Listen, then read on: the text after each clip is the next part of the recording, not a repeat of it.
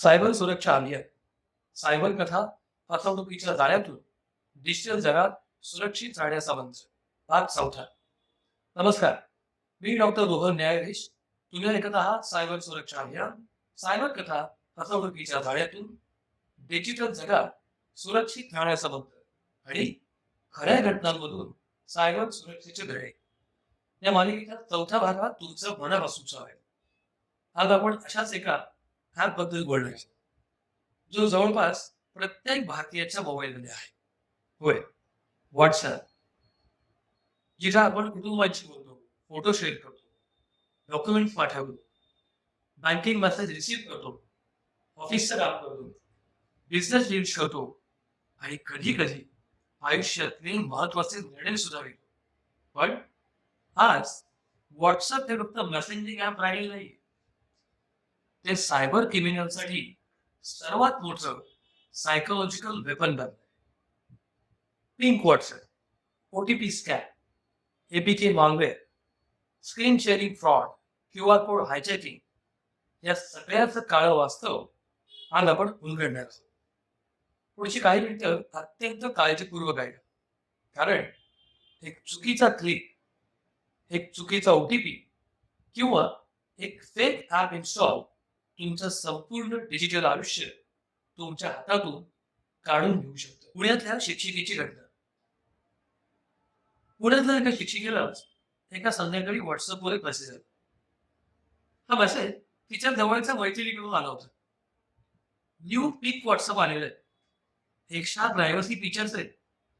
New tick hide करता येतो. Themes आहेत. हा लिंक इन्स्टॉल कर. ट्रस्टेड कॉन्टॅक्ट कडून मेसेज आल्यामुळं त्या शिक्षिकेला काहीच संशय आला नाही. तिने लिंकवर क्लिक केलं, ब्राउझर उघडलं, डाउनलोड एपीके असं बटन दिसलं. तिने एपीके इन्स्टॉल केलं. फोनवर वॉर्निंग केली, अनकॉमन फोर्स इन्स्टॉलेशन, पण तिने अलाव केलं, कारण तिला वाटलं मैत्रीण चुकीचं काही पाठवणार नाही. पुढच्या 30 मिनिटात विचित्र गोष्टी सुरू झाल्या. व्हॉट्सअप लॉगआउट झालं, ओटीपी मेसेज गायब होऊ लागले, फोन हँग होऊ लागला, बँकेचं ट्रान्झॅक्शन अलर्ट आले, कॉन्टॅक्टला स्पॅम मेसेज जाऊ लागले आणि मग त्या शिक्षिकेच्या अकाउंटमधून काही हजारो रुपये ट्रान्सफर झाले. इन्व्हेस्टिगेशन केल्यानंतर समोर आलं ते पीक व्हॉट्सअप नव्हतंच, तो स्पायरल मालवेअर होता. आणि सर्वात धक्कादायक गोष्ट म्हणजे तो मेसेज तिच्या मैत्रिणीनं पाठवलेलाच नव्हता. त्या मैत्रिणीचा अकाउंट आधीच हायजॅक झालेलं होतं. आता एक बेसिक पण अत्यंत महत्वाचा प्रश्न, एपीके म्हणजे नेमकं काय? अँड्रॉइड फोनमध्ये ॲप्स इन्स्टॉल करण्यासाठी वापरली जाणारी फाईल म्हणजे एपीके, अँड्रॉइड पॅकेज शीट. सामान्यतः आपण ॲप्स कुठून इन्स्टॉल करतो? बरोबर, गुगल प्ले स्टोर. कारण प्ले स्टोअरवर सिक्युरिटी चेक्स असतात. पण क्रिमिनल्स काय करतात? ते फेक एपीके तयार करतात. उदाहरणार्थ pink WhatsApp, GB WhatsApp, premium movie apps, free recharge apps, crack games, loan apps, premium mod APK, आणि मग सोशल मीडिया किंवा व्हॉट्सअप लिंकद्वारे इन्स्टॉल करायला लावतात. लोकांना वाटतं हे फक्त ॲप आहे, पण प्रत्यक्षात मॅलिशियस सॉफ्टवेअर असतो. एकदा इन्स्टॉल केलं की मालवेअर सायलेंटली ऍक्टिव्ह होतं आणि विक्टिमला काहीच कळत नाही. मालवेअर तुमच्या फोनमध्ये काय करू शकतं? लोक अनेकदा विचारतात, एक ॲप इन्स्टॉल केलं तर एवढं काय होणार आहे? उत्तर धक्कादायक आहे. स्पायवेअर मालवेअर तुमच्या फोनमध्ये प्रवेश केल्यानंतर काय करू शकतं? तुमचे SMS वाचू शकतं, ओटीपी कॅप्चर करू शकतं, स्क्रीन रेकॉर्ड करू शकतो, कॅमेरा सिक्रेटली ऍक्टिव्हेट करू शकतं, मायक्रोफोन ऍक्सेस घेऊ शकतं, गॅलरी अपलोड करू शकतं, कॉन्टॅक्ट चोरी करू शकतं, बँकिंग ॲप्स मॉनिटर करू शकतं, पासवर्ड स्नॅपचेक करू शकतं. काही ॲडव्हान्स मालवेअर तर ऍक्सेसिबिलिटी परमिशन्स वापरून फोन रिमोटली ऑपरेट सुद्धा करू शकतं. म्हणजे तुम्ही फोन हातात धरलेला असतो, पण कंट्रोल दुसऱ्याच्या हातात गेलेलं असतं. आणि सर्वात भयानक गोष्ट म्हणजे हे सगळं क्वाइटली होत असतं. अलाराम, वॉर्निंग, फक्त बॅकग्राऊंडमध्ये चालणारं डिजिटल स्पाईन. भारतातला सर्वात कॉमन फ्रॉड ओटीपी स्कॅम. आता भारतातला सर्वात मोठ्या सायबर फ्रॉडबद्दल बोलूया. होय, हा आहे ओटीपी स्कॅम. हा स्कॅम इतका कॉमन आहे की दररोज अक्षरशः हजारो लोक याला बळी पडतात. एक कॉल येतो, सर तुमचं केवायसी अपडेट करायचंय किंवा इलेक्ट्रिसिटी बिल पेंडिंग आहे, कुरिअर व्हेरिफिकेशन आहे, रिवॉर्ड पॉईंट्स एक्सपायर होत आहेत सर, सर तुमचा सिम बंद होईल. आणि कॉन्व्हर्सेशनच्या शेवटी एक वाक्य येतं, तुमच्या मोबाईलवर एक ओटीपी येईल, तो सांगा.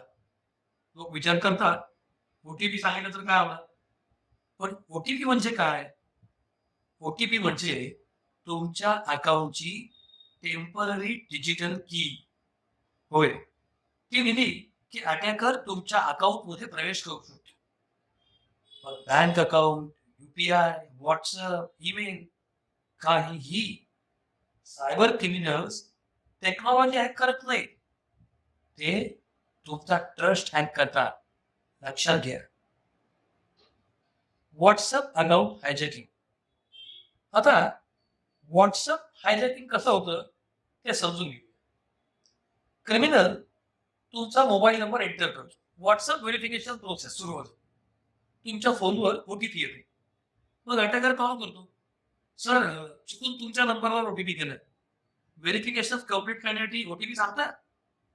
जर व्यक्तीनं ओटीपी सांगितला तर अवघ्या काही सेकंदात व्हॉट्सअप दुसऱ्या डिव्हाइसवर ऍक्टिव्हेट होतो आणि मग सुरू होतो स्कॅम. फॅमिली मेंबर्सना पैसे मागणं, इमर्जन्सी सिच्युएशन क्रिएट करणं, fake UPI request, business frauds, emotional manipulation.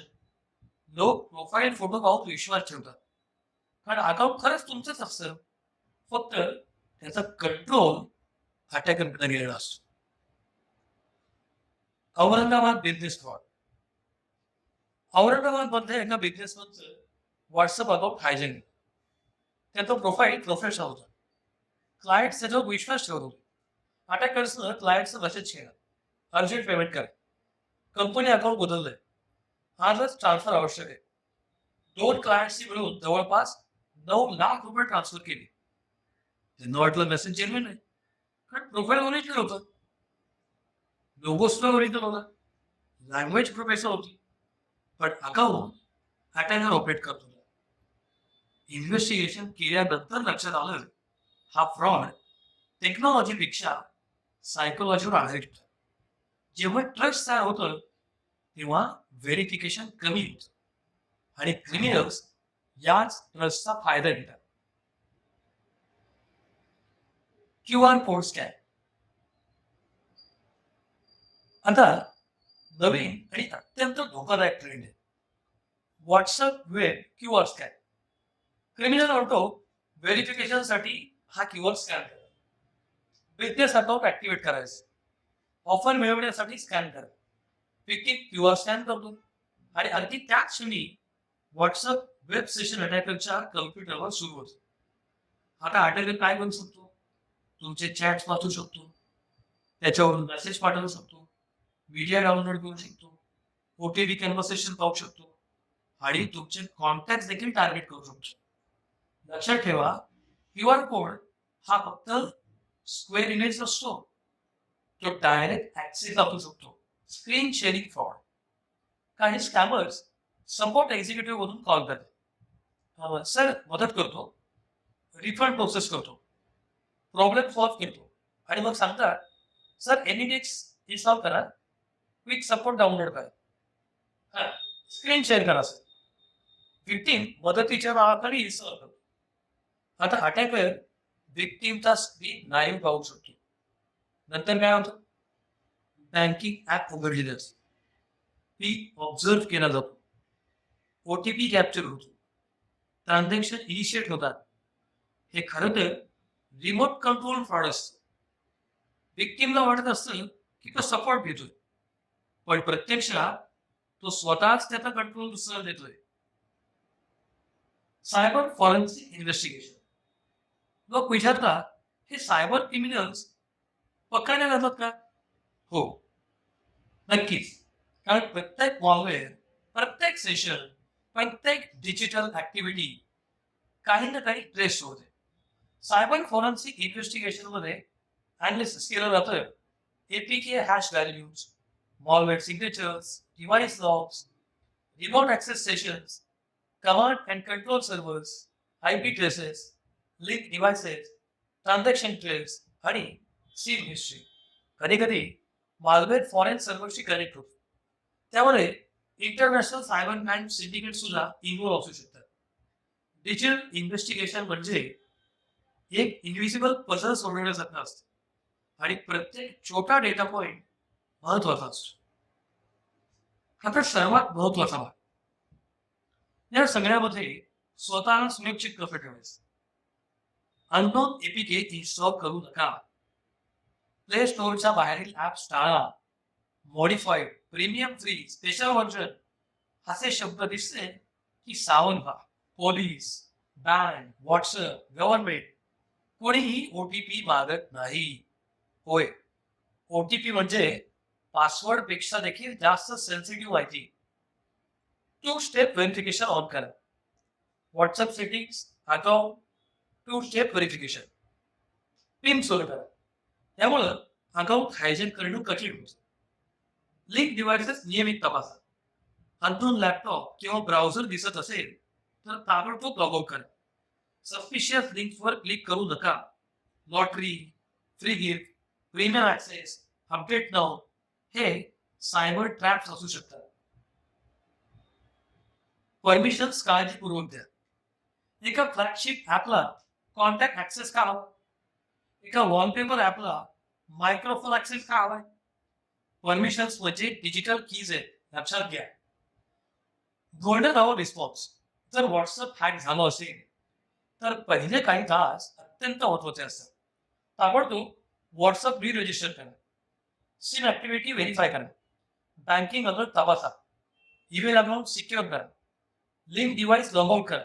Password बदला आणि लगेच 1930 वर रिपोर्ट करा. सायबर क्राईम पोर्टलवर कंप्लेंट करा. आणि महत्वाचं म्हणजे पुरावे डिलीट करू नका. होय, पुरावे जतन करा. APK file, screenshot, phone numbers, URLs, transaction details, voice recordings. कारण डिजिटल एव्हिडन्स जितका फ्रेश असेल तितकी रिकव्हरीची शक्यता जास्त असते. Emotional manipulation. सायबर क्रिमिनल्स टेक्नॉलॉजीपेक्षा इमोशन्सचा जास्त वापर करतात. ते तुमच्या भीतीवर, ट्रस्टवर, ग्रीडवर, अर्जन्सीवर काम करतात. अकाउंट बंद होईल, पार्सल अडकलंय, लॉटरी जिंकली तुम्ही, रिफंड मिळेल, हे सगळं सायकोलॉजिकल ट्रॅप्स आहे. म्हणून सायबर सिक्युरिटीचा सर्वात मोठा फायरवॉल कोणता? होय, अवेअरनेस. Cyber awareness. आजचा सायबर क्रिमिनल मास्क घालून येत नाहीये. तो येतो मेसेज मधून, लिंक बनवून, QR कोड बनवून, ऍप बनवून, सपोर्ट एक्झिक्युटिव्ह बनवून. एकदा त्याला ऍक्सेस मिळाला की तुमचं डिजिटल आयुष्य त्याच्या कंट्रोलमध्ये जाऊ शकतं. लक्षात ठेवा, मोफत ऍपची किंमत कधी कधी तुमची प्रायव्हसी असते.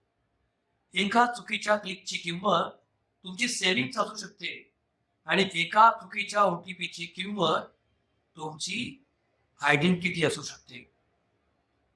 उद्याच्या भागात आपण पाहणार आहोत cyber bullying, online trolling, harassment, mental pressure आणि त्यातून बाहेर पडण्याचे कायदेशीर आणि मानसिक मार्ग. मी डॉक्टर रोहन न्यायाधीश आज तुमची रजा घेतो. सुरक्षित राहा, सजग राहा आणि डिजिटल राहा. आत्ताच आपण ऐकलं सायबर सुरक्षा अभियान भाग 4. WhatsApp scams, pink WhatsApp OTP आणि एपीके मॉलवेअरचा सापळा. लेखन डॉक्टर रोहन न्यायाधीश. अभिवाचन योगेश रामनेकर. कथेला जिवंत करणारा आवाज.